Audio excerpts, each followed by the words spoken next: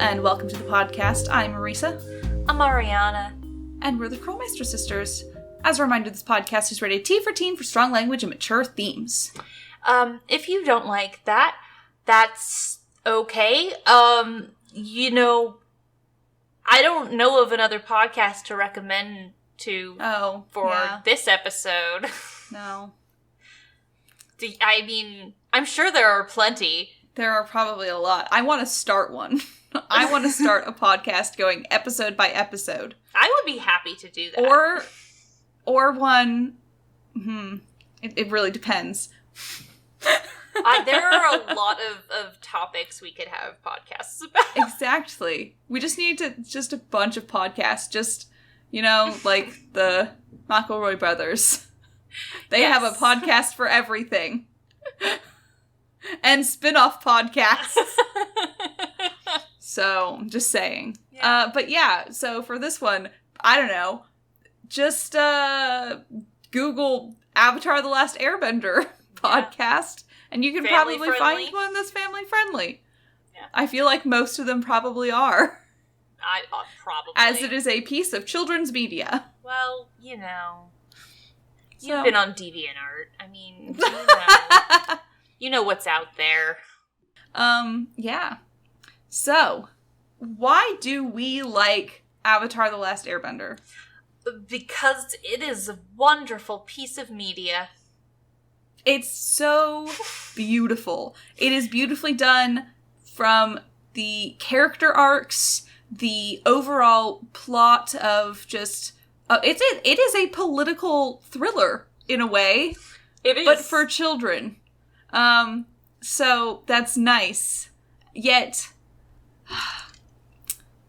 it's just so beautiful. And it's also beautiful visually speaking. It is just absolutely lovely. But it is just so beautiful visually and just structurally as a series. Just, it's such a beautiful beginning, middle, and end. It's one of the most well-crafted, short-run shows I have ever watched. Yeah. Honestly, the only one it comes behind is The Good Place. Yeah. For me. Honestly. But it's gorgeous. It is. It's lovely. And it hurts. And it's beautiful. There's just so much good in it. Honestly, it's just... And it teaches a lot of good lessons. It teaches coping skills. Yeah. To children. It shows different things that people have to do to, understand feelings and stuff like that. Yeah. And it deals in very deep things like trauma, right? And how that deals with different aspects. Because you see, Aang has trauma over a lot. And Aang's got a ton of trauma, guys. And then Zuko's got a ton of trauma as well. And then, of course, with Katara and Sokka's mom, and then... Toph's the only one who doesn't have huge amounts of trauma. Just a little bit. But yeah, that's why we like it. So why should you watch it? Because everything we just said. It's so good. I love how you put that there, wholesome. But that's always what you say? I mean... Yeah. You should definitely watch it if you enjoy a good time. But it's a really intense, like I'm saying, it's a political series in all. Yeah. It's about war, and it's about children in war. Yeah. It is about changing countries, But it does it in such a way that is understood by children who are watching it. Yeah. How they can, see what is going on there, and it helps model for them, what's good and bad in the situation. So, I think it's fantastic, and it's still good. So, it's obviously, it's made for children, this media. Yes. Which is not an insult in any way. Mm-hmm. But it's also still has a layer of deepness for anyone who's older as well. So it's not something where once you get, like, you kind of grow up a little bit, it doesn't hit the same. This one does. Yeah. So as an adult, it's still just mesmerizing. Really, though. So, but yeah. I mean, we can talk about our favorite characters, but really, it's all of them, so we should really just get into... I really want to, though, specifically talk about Katara and Toph and Sokka. Those three. And I mean, out of the humans, but if we're talking about, like, in all of them, Appa and Momo are the best characters. Yes, well, absolutely. But if we're just talking about the humans, then I would definitely do Toph, Katara, and Sokka as the best. Because they have so much good to them. I love that Sokka is portrayed, like, he's obviously the comedic relief, but he's also portrayed as being super wise, and just, he has, like, he's not, like, int-based, he's more like, he's, like, wisdom-based, you know? Yeah, he may not have everything the first try, but he learns from his mistakes. And it's just, he's incredibly smart, though. Yeah. He's creative, is really what it comes down to. And everyone goes to him for advice and on making these plans. And I think that's so fantastic. Yeah. It's good. Yeah, I just like that. I can't believe you left Iroh off that list, though. Oh my god, how did I? I'm so sorry. Actually, scratch that. Uncle Iroh's the best character. Yeah, and everybody else can go home. I love Uncle Iroh so much, and yes, I will talk about that in one of the things I'm going to talk about in a minute. Yeah. But he's so good. He's just... he's equal parts heartbreaking and comforting. Yeah. He's one of those people who are kind because they have felt or inflicted, or they have in some way experienced a pain that you know, so they know how it feels, they know what's going on there, and they are not wanting to inflict that on anyone else again. Yeah. Yeah. It's so good. He's so good. I took a quiz a couple weeks ago. It was like, well, which Avatar character are you? And it gave me Iroh, and I was like, I'm flattered, but no. Right. I'm not there. I'm, you know, if I'm anyone in Avatar, I'm Katara. But yeah, so that's, Uncle Iroh is the best, so we'll just, you know, we'll move on in this for the sake of time, so I don't go through every single one of those characters. Yeah. So we have some favorite episodes, if we want to go, like, back and forth on them. Yeah. One from one person, one from the next, or do you want me to say all mine so you can put yours in chronological order? We can, like, yeah, that was my intention was to, okay, guys, I wanted to structure it where, we both listed ours, and then I'd see where they were chronologically in the series, and I'd have us read them in that order. But, I didn't do that, so fuck off. But yeah, no, but let's start with you. So my first one is Zuko Alone, as one of my, it's like, so the rough plot of it is that Zuko has a fight with Iroh, and he's saying, basically at the beginning of it, he's like, well, I think it's the episode before that this happens, but then he just kind of storms off from Iroh, being like, you're on your own kind of a thing. And so he goes out, and he basically it's a Western. He shows up in a town in the Earth Kingdom, and people, like, he's like, It's such a thing. It's such a Western. He goes to someone's farm and, like, the kid bonds with him and everything, and then he has to defend them at high noon. Like, it's so fantastic. It really is. And it also has, like, moments of Zuko, like, fully understanding what the Fire Nation has done. Yeah.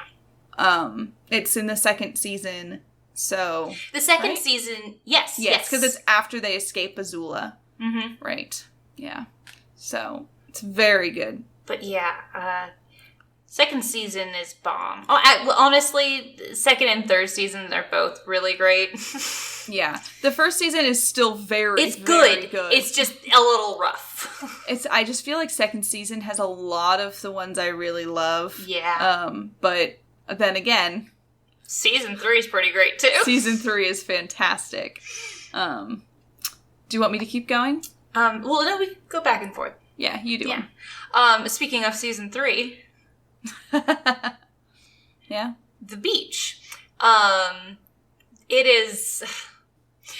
so it's that classic anime episode where your characters are at the beach. And so they're in a different element than they're usually in, and it is a good character episode. And the best part of all is one of the greatest elements of this show's storytelling, is we are in a day in the lives of our bad guys, our Zuko, Azula, Ty Lee, and May. May. Okay, thank you. I couldn't remember.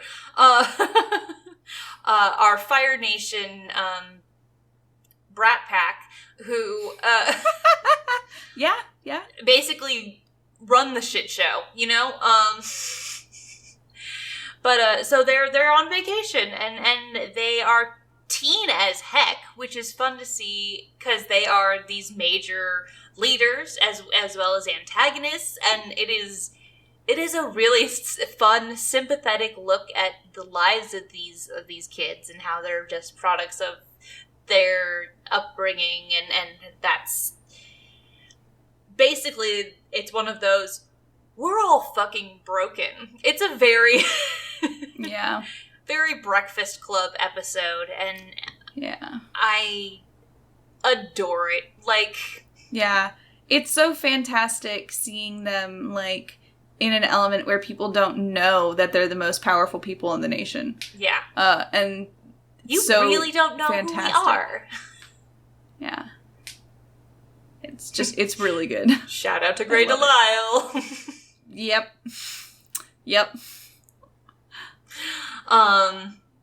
No, but yeah, so that's just, it's a good episode. It's great for you Tyzula shippers. It's you know, yes, it's all around wonderful. Yeah, I recommend it. Yeah, but yeah, we can go to your next one. Yeah, my next one is a huge fan favorite. It's Tales of Ba Sing Se. It is such a good, like, thinking of that episode makes me tear up. So Tales of Ba Sing Se is when all of them are in Ba Sing Se, and we are seeing, I think it's 4 separate stories. Yeah, it's 4. 4 separate, 5 stories. I forgot Momo. Yeah, so there's 5 people we follow for little bits of time, and we follow, I don't remember what order they go in, but I know Toph and Katara end up spending a day at a spa and being, like, pampered and everything, and Toph, like, has this great time being like, we're being girls together. They're being girls, and they're being benders together, because they're using their abilities. They're playing with the mud and stuff like that. And it's so good. And then as they're, like, leaving, they come across these, like, really bitchy girls being like, haha, you put makeup on your poodle, or whatever they call her. It's some kind of pet. But monkey they don't have your pet monkey poodle. Yeah, something like that, probably. Sounds right. Yes, it's monkey poodle. Okay, monkey poodle. Because I hate that bitch for attacking my dear sweet Toph. Toph is my child.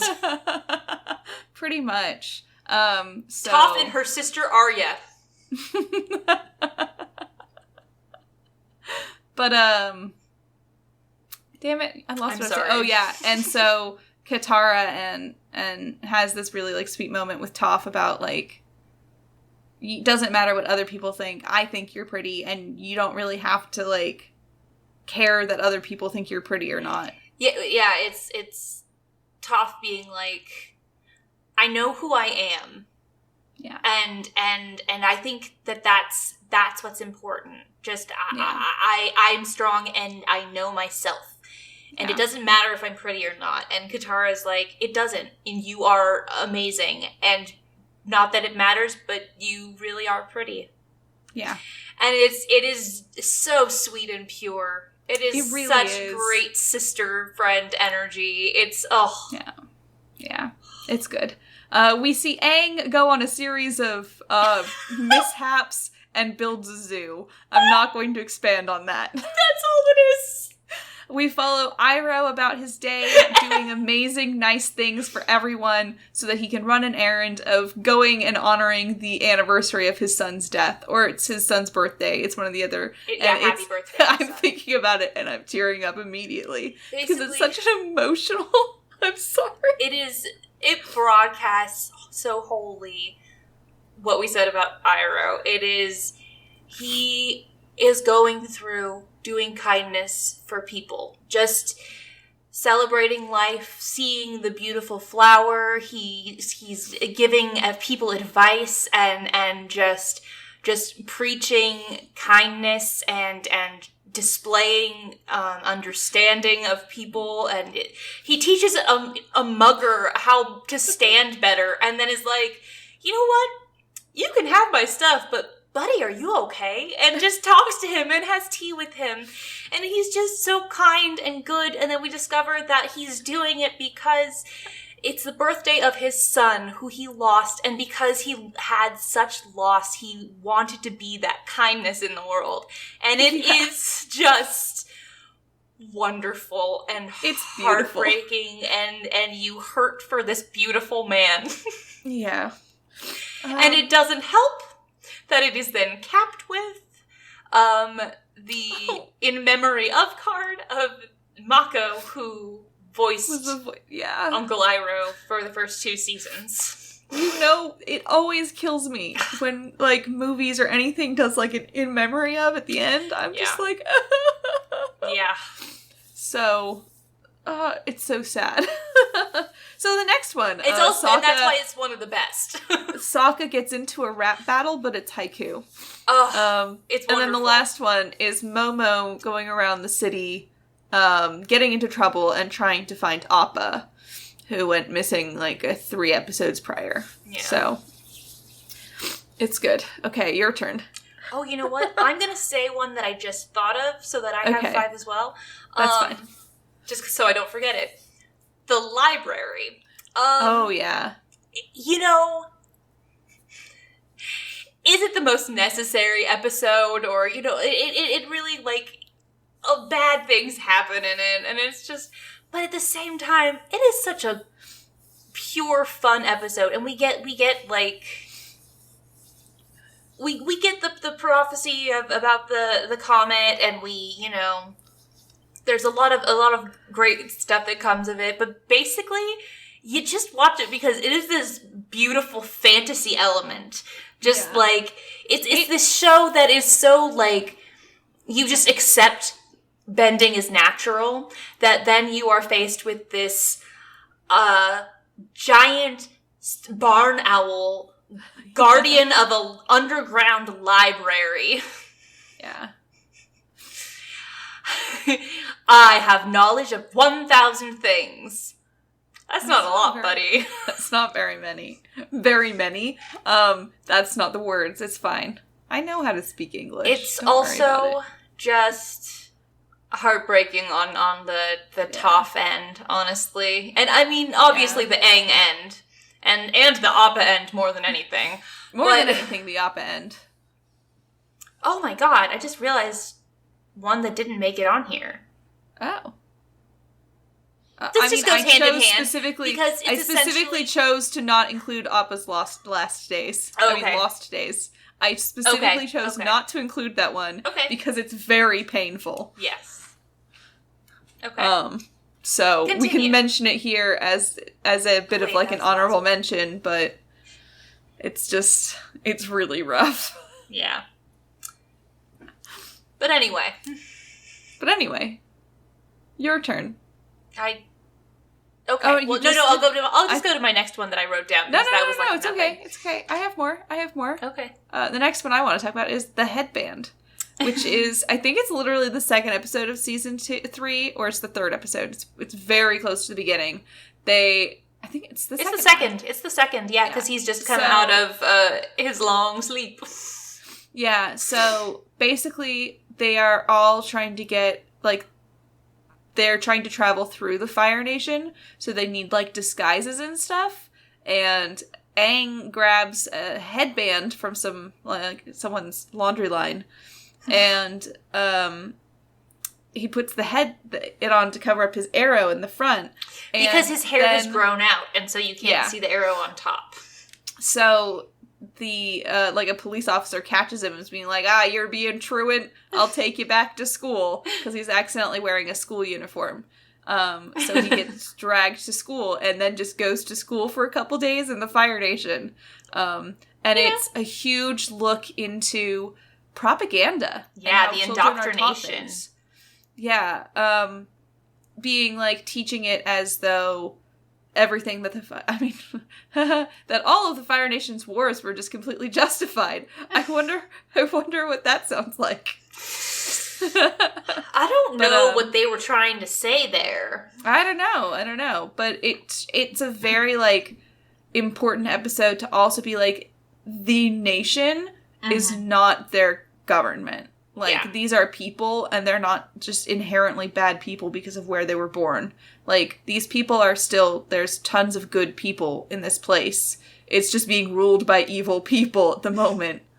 And as it comes with lots of these fascist regimes, the kids aren't allowed to dance. It's part Footloose. It really is part Footloose. So Aang is like, you know what? I want to leave some good here. And he forms an underground dance for them. Yep. They have an underground dance party, which then ends up getting raided by the cops. But they all... What a weird... But then they all claim to be Headband. Yep. Boy, I don't remember the name that he chose. It's the Kuzan. Right? That's it. Yeah. Flameo Hotman. Yeah. Flameo Hotman. It's a good one, you guys. Yeah. It's fun looks into the cultures. That's one of the best elements of, speaking of, I'm going to skip to the one after this. Sorry. Just skip, it's fine. The Swamp. This is in season 2, literally just before we meet Toph. That they get, the gang gets separated in a mystical swamp. And it's a mystical swamp, of course, because it's everything is magical and I apparently just really like the fantastical ones, like that. So the gang gets split up, and they get visions in the mystical fog, and it's a really great way to look at the characters and we see the past for like Katara, because she sees her mom, right? Yeah. Because it's always her mom. Katara has really, really serious mommy issues because her mom sacrificed herself for her, and it's inherent. I understand why she has them. Yeah. But anyway, and poor Sokka sees his dead girlfriend. Yeah. I mean, she's not, like, dead. She's now just the moon a part spirit. of the moon. Which, like, you know, good for her. Good for her, man. My girlfriend became the moon. That's rough, buddy. Oh. But yeah. And it's just magical swamp, and there are swamp. And then we get the swamp benders, and they're just...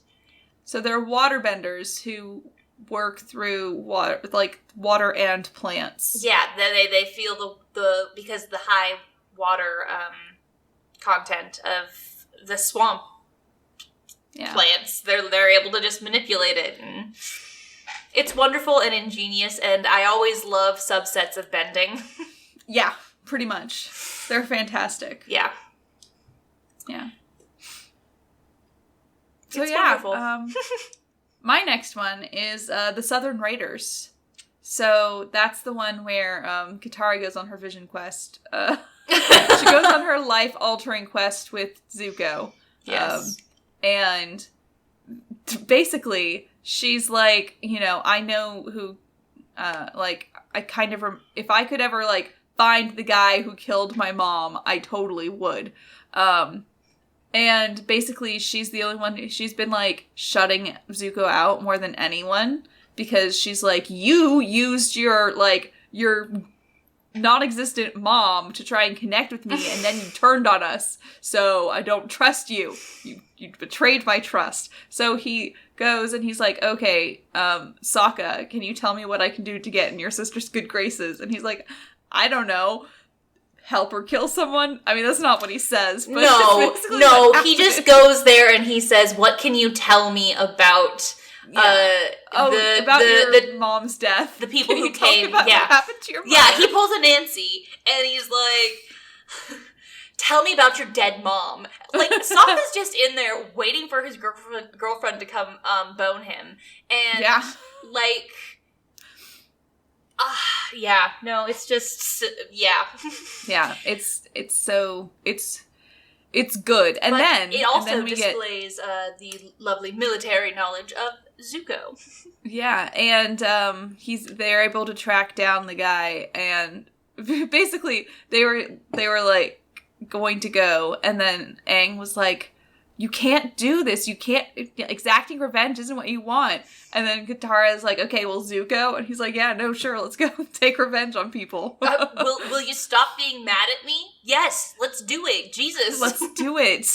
So they go, they try to find him, and Katara fucking bloodbends in front of Zuko. And he's like, what the fuck?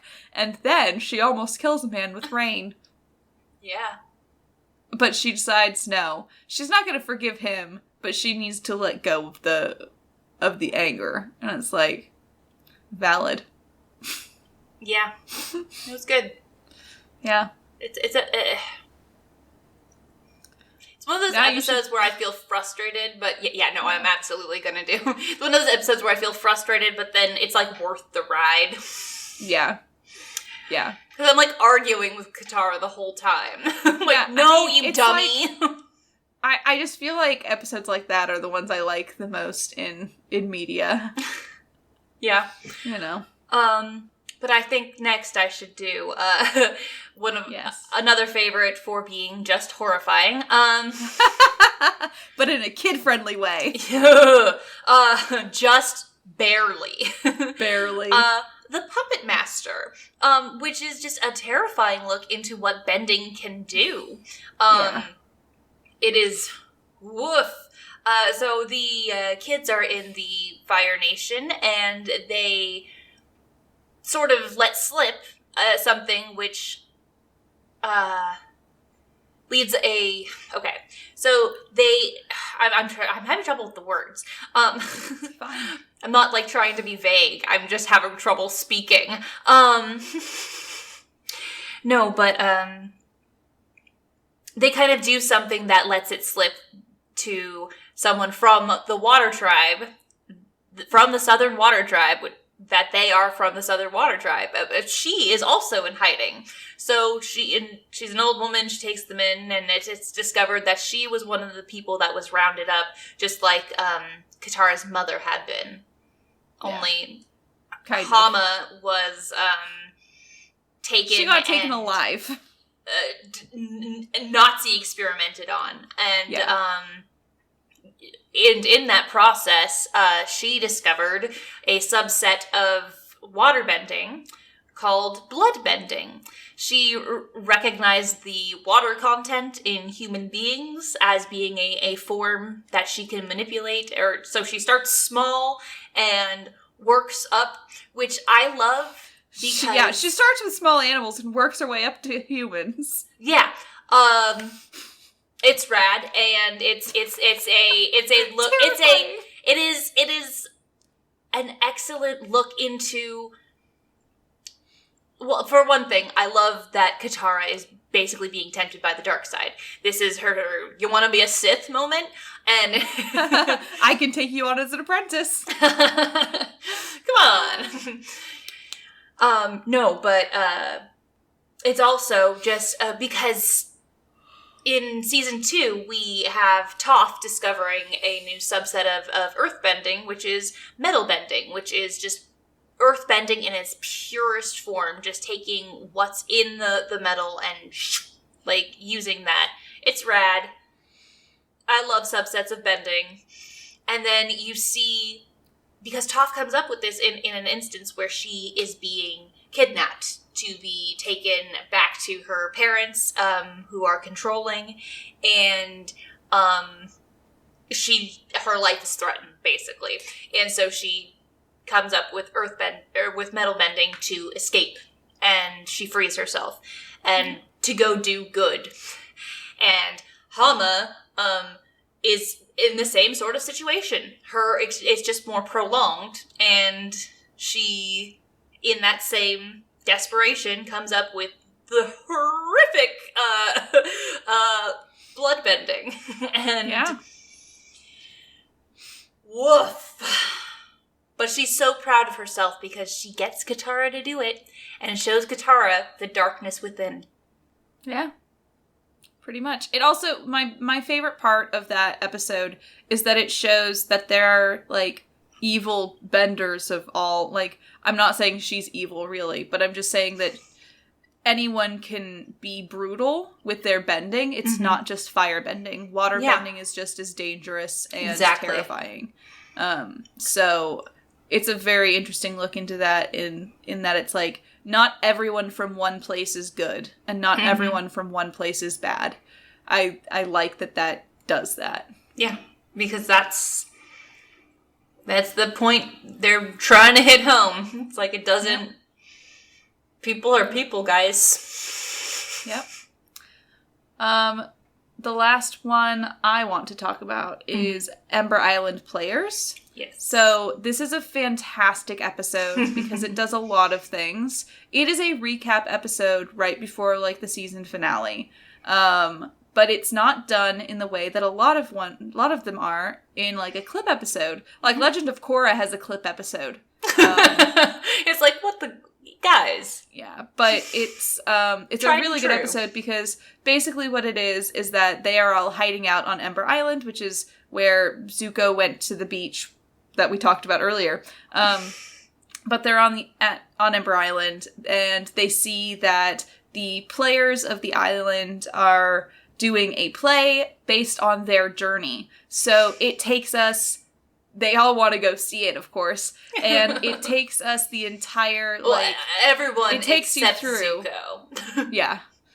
But it takes everyone through, where they started, up until what was going on, and then after where they were, because it's a Fire Nation play, and it has to also be propaganda. So at the end, they are killed by the Fire Lord.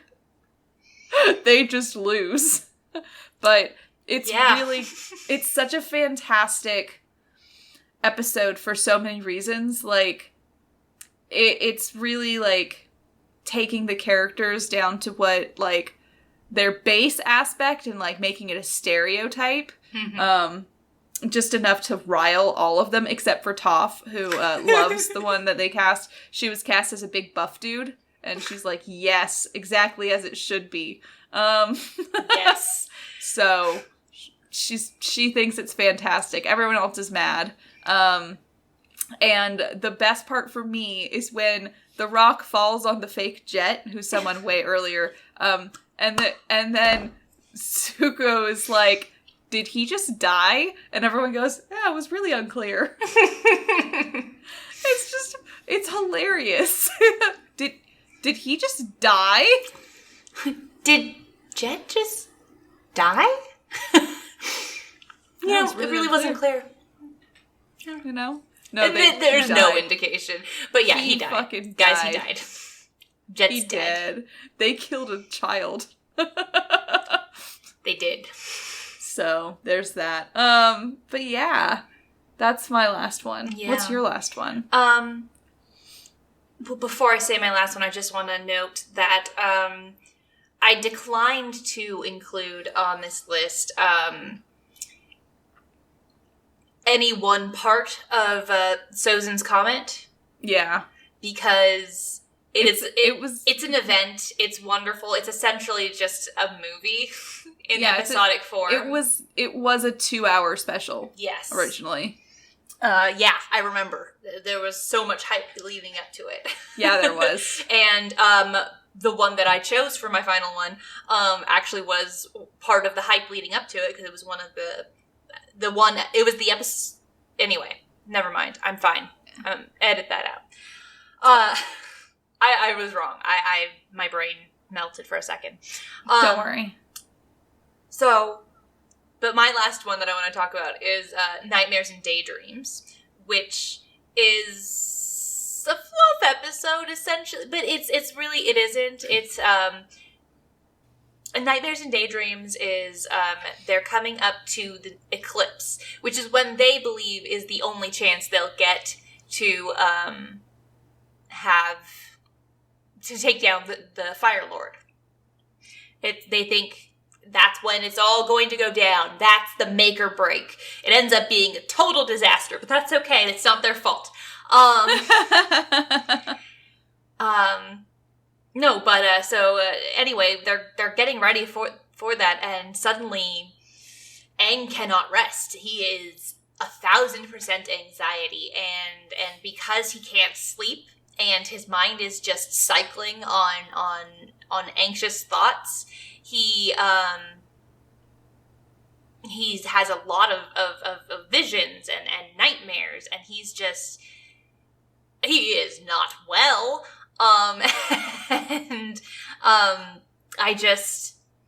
I think it is very fantastical because he's seeing all these weird things, and so it does feel like a drug trip episode or something, but like a little bit. I mean, sleep deprivation is incredibly dangerous.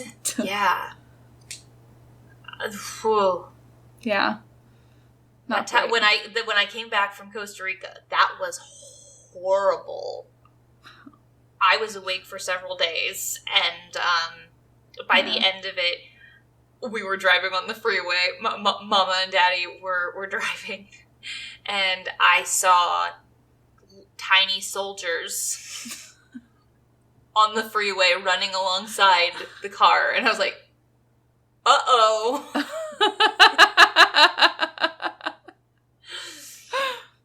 But anyway, I love Nightmares and Daydreams because there's a child having horrible anxiety, but it is like relatable. And he experiences it in